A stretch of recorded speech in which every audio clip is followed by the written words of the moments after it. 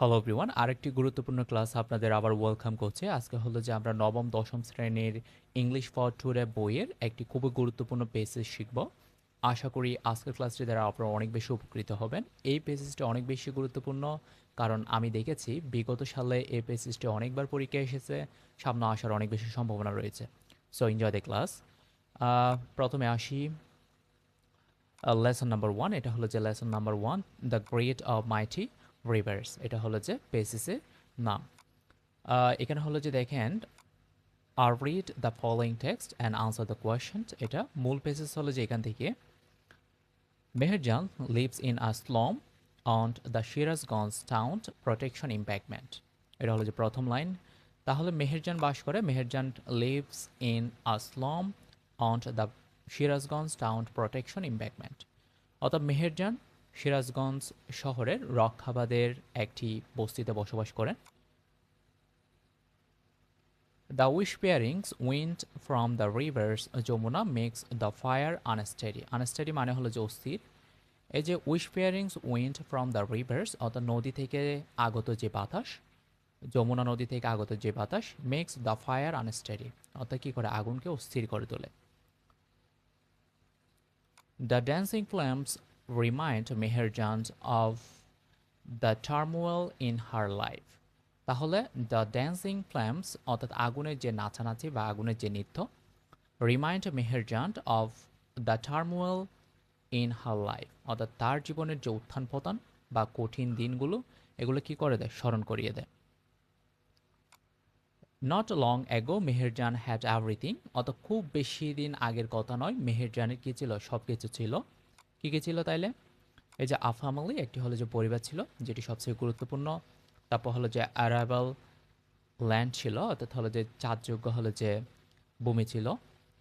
তারপর হলো যে অ্যান্ড ক্যাটল, অর্থাৎ কী ছিল, গবাদি পশু ছিল।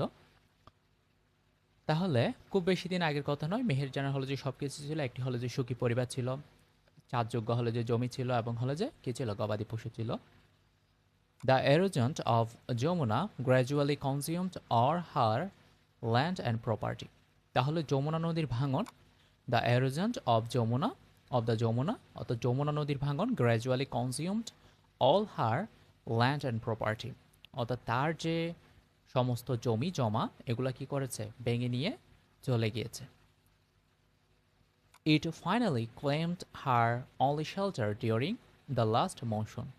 তাহলে কি, গত বর্ষায় এটি অবশেষে তার একমাত্র আশ্রয়স্থল থেকেও কি করেছে, কেড়ে নিয়েছে। তাহলে ইট ফাইনালি ক্লেমড, এটি শেষ পর্যন্ত দাবি করেছিল বা নিয়ে গিয়েছিল, only shelter during the last monsoon, অর্থাৎ হলো যে গত বর্ষায়।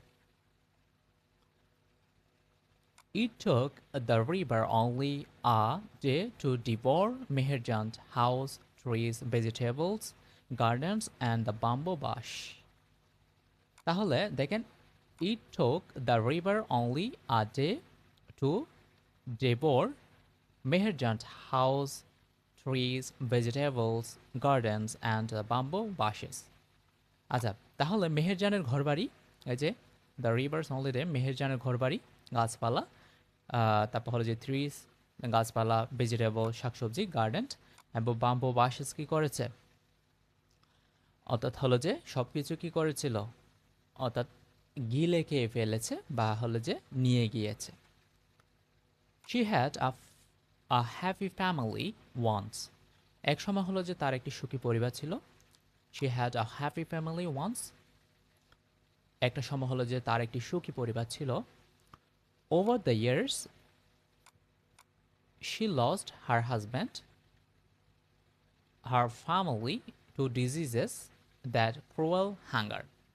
তাহলে কি হয় দেখেন, ওভার দ্য ইয়ার্স, অর্থাৎ বছরের পর বছর ধরে, শি লস্ট হার হাজব্যান্ড, সে তার স্বামীকে হারিয়েছে, and her family to diseases, এবং তার পরিবার অসুস্থতায় কি করেছে, বয়ে এনেছিল, দ্যাট ক্রুয়েল হাঙ্গার, অর্থাৎ হলো যে নিষ্ঠুর ক্ষুধা, অ্যান্ড প্রভার্টি, দারিদ্রতা, ব্রড টু দ্য ফ্যামিলি, তার পরিবারে।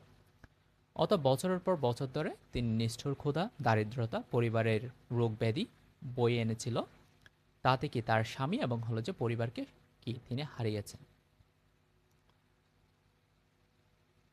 নাও এখন she is the only one left to live with the loss and the pain. তাহলে শুধুমাত্র এখন তিনি, নাও she is the only one, সেই একমাত্র, left to live with the loss and the pain. এখন এই ক্ষতি এবং কষ্ট নিয়ে কি বেঁচে থাকার জন্য কেবল সে একমাত্র অবশিষ্ট রয়েছেন। আশা করি এতটুকু পর্যন্ত বুঝতে পেরেছেন। আমি চেষ্টা করতেছি প্রত্যেকটা বাংলা অর্থাৎ ইংলিশ শব্দের বাংলা বলার জন্য এবং হলো যে সেন্টেন্সগুলোর সম্পূর্ণ একটা বাংলা মিনিং আপনাদেরকে বুঝিয়ে দেওয়ার জন্য। The greedy Yamuna has shattered her dreams and happiness. এই যে গ্রিডি যমুনা অর্থ হলো যে কি, লুবি যমুনা তার স্বপ্ন এবং কি সুখকে চূর্ণ বিচূর্ণ করে দিয়েছে, অর্থাৎ ভেঙে দিয়েছে, ভেঙে চুরমার করে দিয়েছে। তাহলে শ্যাটার্ড অর্থ হলো যে কি, চূর্ণ বিচূর্ণ করে দেওয়া বা ভেঙে দেওয়া। তাহলে গ্রেডি যমুনা, তাহলে কি, লুবি Jamuna. There are thousands others waiting to share the same faith like Meherjaan. তাহলে দেখেন, there are thousands others waiting to share the same faith like Meherjaan, অর্থাৎ হলো যে মেহেরজানের মতো একই ভাগ্যের মুখোমুখি হওয়ার জন্য আরও হাজার হাজার মানুষ কী করছেন, অপেক্ষা করছেন। অর্থাৎ নদী ভাঙন হলো যে বাংলাদেশের একটি প্রধান সমস্যা। এই সমস্যার কারণে হলো যে প্রতি বছর লক্ষ লক্ষ মানুষ হলো যে নিজেদের বসত ভিটা এবং হলো যে আবাদি জমি, পশু পাখি এগুলো কি করছেন, হারিয়ে ফেলছেন। অর্থাৎ মেহেরজানের মতো কি ভাগ্যবরণ অর্থাৎ ভাগ্যের মুখোমুখি হওয়ার জন্য কি আরও হাজার হাজার মানুষ কি করছেন, অপেক্ষা করছেন। Bangladesh is a land of rivers, অর্থাৎ বাংলাদেশ হলো যে নদীমাতৃক দেশ। Some of whose bank overflow and eroded the during monsoon. তাহলে বাংলাদেশ হলো যে একটা নদীমাতৃক দেশ।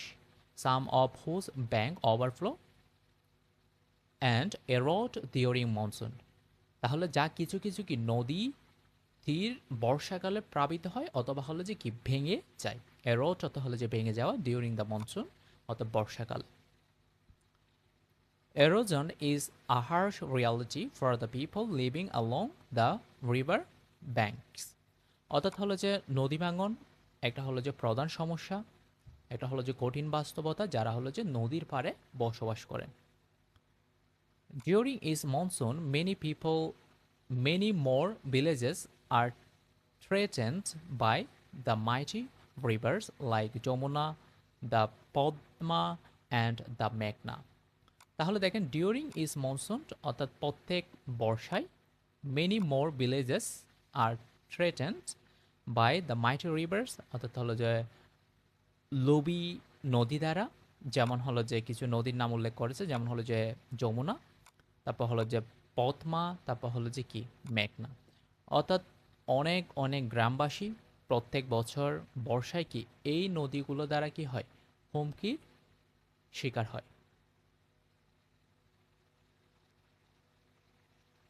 It is estimated that river erosion make at least 1 lakh people homeless every year in Bangladesh.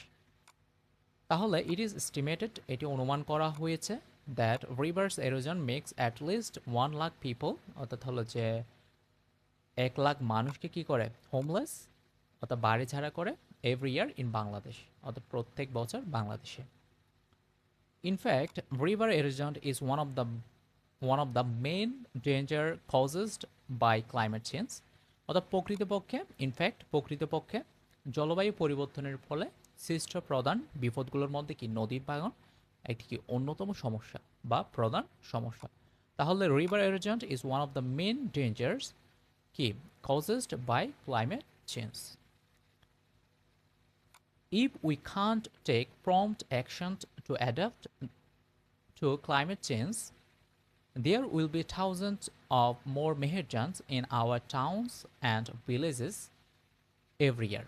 তাহলে লাইনটার বাংলা দেখি, if we can't take prompt action, আমরা যদি কার্যকরী বা প্রয়োজনীয় পদক্ষেপ নিতে না পারি, to adapt climate change অর্থাৎ হলো যে জলবায়ু পরিবর্তনের, there will be thousands of more Meherjans in our towns and villages every year. অর্থাৎ হলো যে তবে প্রতি বছর আমাদের শহর এবং গ্রামগুলোতে কী হবে, এমন আরও হাজার হাজার মেহেরজানের সৃষ্টি হবে। অত জলবায়ু পরিবর্তনের সাথে খাপ খেয়ে নেওয়ার জন্য আমরা কি দ্রুত পদক্ষেপ নিতে যদি না পারি, সেক্ষেত্রে হলো যে মেহেরজানের মতো হাজার হাজার কি হবে, আরও মানুষ আমাদের সমাজে, আমাদের গ্রামে, আমাদের শহরে তৈরি হবে। সো এটা ছিল হলো যে পেসেস, খুবই গুরুত্বপূর্ণ একটা পেসেস। আমি দেখেছি বিগত সালে অনেকবার পেসেসটা এসেছে আপনাদের পরীক্ষায়, অর্ধবার্ষিক পরীক্ষায়, তারপর হলো যে ফাইনাল পরীক্ষায় এই পেসেসটা হলো যে থাকে। সো আমি চেষ্টা করেছি প্রত্যেকটা লাইনের ব্যাখ্যা দেওয়ার জন্য, এবং ভোকাবুলারিগুলো সম্পর্কে আমি বলেছি। খুবই সহজ একটা পেসেস, তেমন কঠিন না, কিন্তু অনেক বেশি গুরুত্বপূর্ণ। সবচেয়ে মজার বিষয় হলো যে এটা হলো যে বাংলাদেশের নদী ভাঙন, অর্থাৎ বাংলাদেশের যে আবহাওয়া বা একটা হলো যে বাস্তবতা, কঠিন কঠিন বাস্তবতা, সেটি হলো যে এই পেসিসে তুলে ধরা হয়েছে। সো আশা করি বুঝতে পেরেছেন। আজকে ছিল এতটুকু পর্যন্ত। পরবর্তীতে নতুন কোনো ক্লাস নিয়ে আবারও দেখা হবে। ততক্ষণ পর্যন্ত ভালো থাকবেন, সুস্থ থাকবেন। আসসালামু আলাইকুম।